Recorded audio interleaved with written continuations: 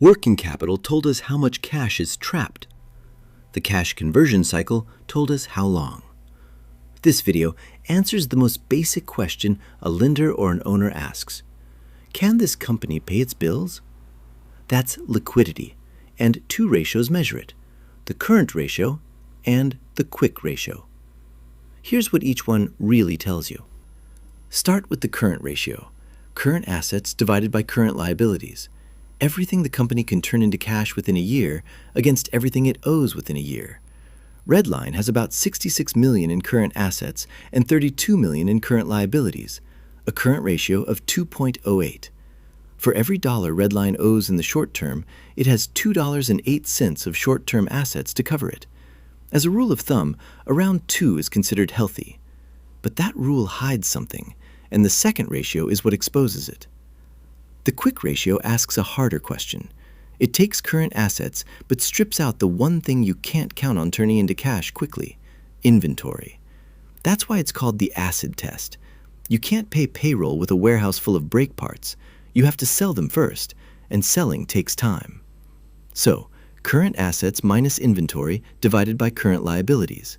For Redline, take out the $23 million in inventory, and the ratio drops from 2.08 to 1.36. Still above 1, meaning even if Redline sold nothing, it could cover every short-term obligation from cash and receivables alone. That's the number a careful lender looks at first. Look at what just happened. The current ratio said 2.08. The quick ratio said 1.36. That gap, about 0.7, is entirely inventory. And here's the lesson. For a manufacturer, that gap is wide because manufacturers carry a lot of inventory, which means the current ratio flatters a manufacturer's liquidity. A company could show a healthy-looking current ratio of 2 and still be in trouble if most of that is slow-moving inventory it can't sell. The quick ratio is the honest one. When you're looking at any inventory-heavy business, look at the quick ratio first. Two things the ratios don't show. First, a backstop. Redline has a $35 million revolving credit line, and it's only drawn about $9 million. That leaves roughly $26 million of undrawn borrowing capacity, real liquidity available on demand that never appears in either ratio. A company can look tight on paper and still have plenty of room. Second, the mirror image of everything we've said. More isn't automatically better. A current ratio of 4 or 5 isn't a gold star. It often means cash sitting idle or inventory piling up, earning nothing. Healthy liquidity is enough to be safe, not so much that the balance sheet is lazy. So, 3 numbers to take with you. The current ratio. Can we cover the next year's bills?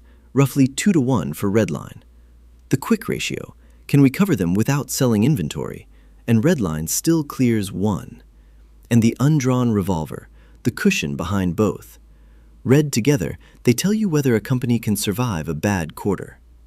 Next, in Foundations, we turn from short-term survival to the bigger question. How much debt is this company carrying overall? That's leverage, debt to EBITDA. And to watch liquidity pressure play out as a real decision, that's playlist 1. Every number here ties to the dollar. See you in the next one.